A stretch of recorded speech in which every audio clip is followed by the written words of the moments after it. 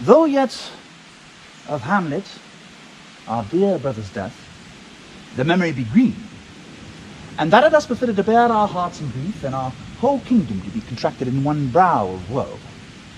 Yet, so far, hath discretion fought with nature, that we with wisest sorrow think on him, together with remembrance of ourselves. Therefore, our sometime sister, now our queen,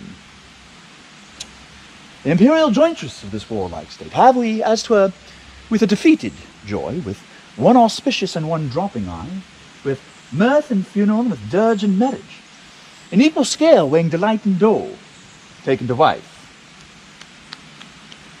Nor have we here embarked your better wisdoms, which have freely gone with this affair along, for all our thanks.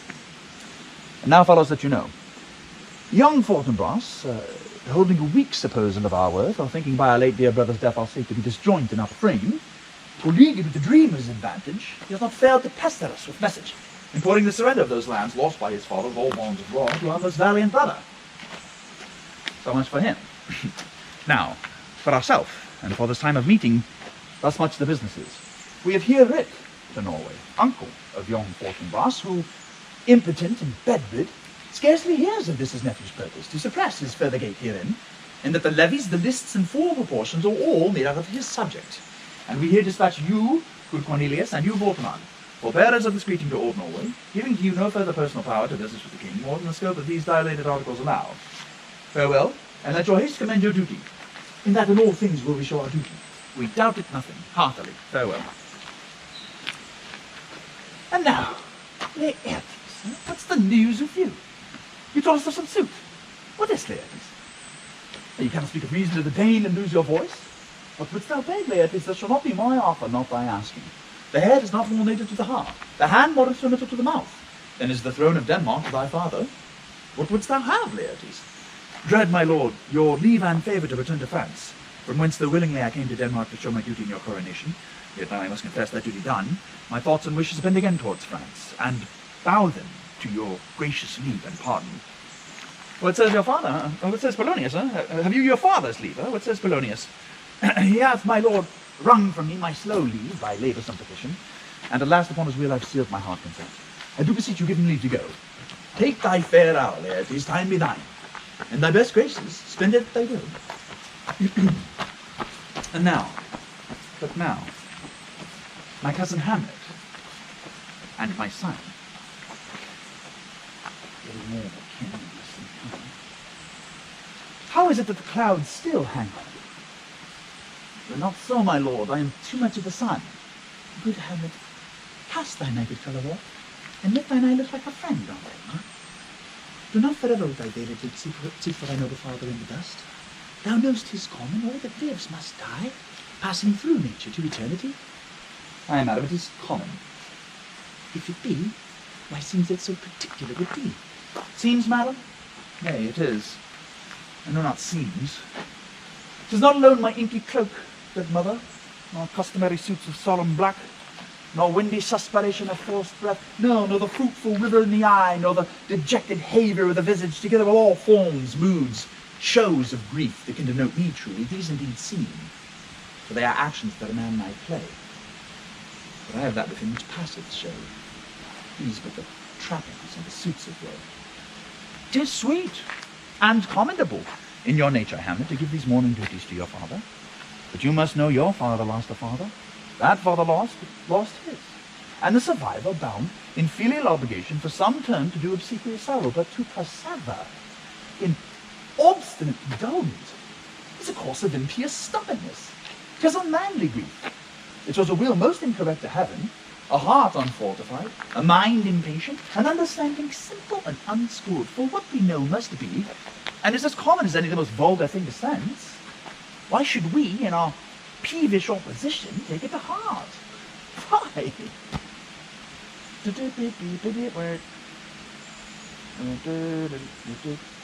Tis a fault, no. 'Tis a fault to heaven, a fault against the dead, a fault to nature, to reason most absurd, whose common theme is death of fathers, and who still have cried from the first cause till he that died today, this must be so. We pray you, throw to earth this unprevailing woe, and think of us, as of a father. For let the world take note, you are the most immediate to our throne, and with no less nobility of love than that which dearest father bears his son, do I impart towards you. We are intent on going back to school in Wittenberg. It is most retrograde to our desire, and we beseech you, and you, to remain here, in the cheer and comfort of our eye, our chiefest courtier, cousin, and our son. Let not thy mother lose her prayers, Hamlet. I pray thee still with us. Come up, Wittenberg. I shall in all my best obey you, madam. Why, 'tis a loving and a fair reply. Be as ourself in Denmark. Madam, come. This gentle and unforced accord of Hamlet sits smiling to my heart. In grace whereof, no drop in health that Denmark drinks today, but the great cannon to the clouds shall tell it. When the king's roused, the heavens shall brew it again, re-speaking earthly thunder. Come away!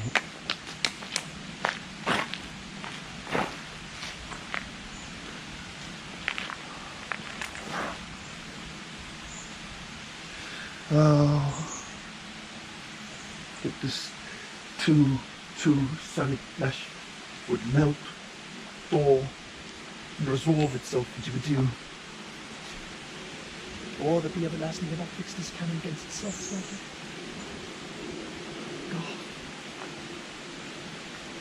God, how weary, stale, flat, and unprofitable seem to me all the uses of this world. Fie on it! Ah, fie! 'Tis an unweeded garden that grows to seed. Things rank and gross in nature possess it merely. That it should come to this. But 2 months dead. I mean, not so much, not 2. So excellent a king that was to this Hyperion to a satyr. So loving to my mother that he might not between the winds of heaven visit her face too roughly. Heaven and earth must I remember. While she would hang on him, as if increase of appetite had grown by what it fed on, yet within a month. Let me not think on. Frailty, thy name is woman. A little month, or ere those shoes were old with which she followed my poor father's body like an eye, be all tears. Why, she, oh God, a beast that wants discourse of reason would have mourned longer. Married with my uncle, my father's brother, but no more like my father than I to Hercules, within a month. Ere yet the sort of most unrighteous tears that doth the flushing in a galled eye she married. Oh, most wicked speed, to post with such dexterity to incestuous sheets. It is not, nor it cannot come to good, but break my heart. For I must hold my tongue. Hail to your lordship. I'm very glad to see you well. Horatio, oh, I do forget myself. The same, my lord, and your poor servant ever. Sir, my good friend, I'll change that name with you. What am I thinking of Wittenberg? Horatio? What am I thinking of Wittenberg, Horatio? Marcellus? My good lord, I'm very glad to see you. Good evening, sir. But what am I thinking from Wittenberg? Truant disposition, good my lord. I would not have your enemy say so, nor shall you do my ear that violence to make a trust of your own report against yourself. I know you are no truant. But what is your affair in Elsinore? We'll teach you to drink deep ere you depart. My lord, I came to see your father's funeral. I pray they do not mock me, fellow student. I think it was to see my mother's wedding. Indeed, my lord, it followed hard upon. Thrift, Horatio. The funeral baked meats did coldly furnish forth the marriage tables. Would I have met my dearest foe in heaven or ever I had seen that day, Horatio? My father. Methinks I see my father. Oh, where, my lord? In my mind's eye, Horatio. I saw him once. He was a goodly king. He was a man. Taken for all in all, I shall not look upon his like again. My lord, I think I saw him yesterday. Saw? Who? My lord. The king, your father. The king, my father? Season your admiration for a while, then attempt the ear, till I may deliver upon the witness of these gentlemen this marvel to you. But for God's love, let me hear. 2 nights together have these gentlemen, Marcellus and Bernardo, on their watch in the deadest middle of the night, been thus encountered. A figure, like your father, armed at all points exactly, cap a pie, appears before them, and with solemn march goes slow and stately by them, whilst they, distilled almost to jelly with the act of fear, stand dumb and speak not to him. This to me in dreadful secrecy in part they did, and I with them the 3rd night kept the watch, where, as they had delivered, both in time, form of the thing, each word made true and good, the apparition comes. I knew your father. These hands are not more like. But where was this? My lord, upon the platform where we watched. But did you not speak to it? Yes, my lord, I did, but answer made it none. My lord, I did, but answer made it none. Yet once methought it lifted up its head, and did address itself to motion like as it would speak. But even then the morning cock crew loud, and at the sound it shrunk in haste away, and vanished from our sight. It is very strange. As I do live, my honoured lord, 'tis true, and we did think it writ down on our duty to let you know of it. Indeed, sirs, it's troublesome. Hold you the watch tonight? We do, my lord. Armed, say you? Armed, my lord.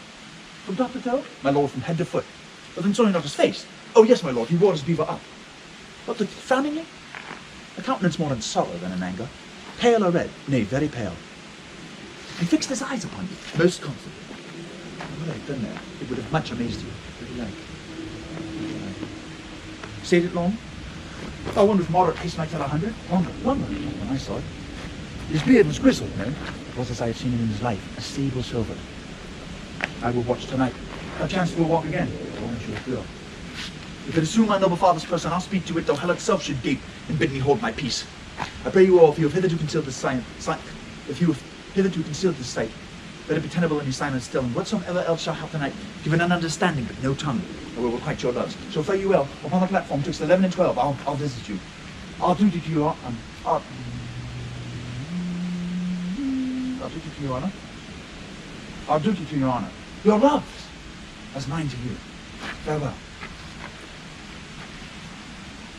My father's spirit in arms. All is not well. Else in foul play.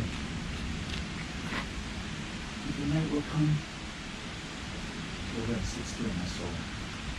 Thousands will rise, o'er the earth, or wonder to men's eyes.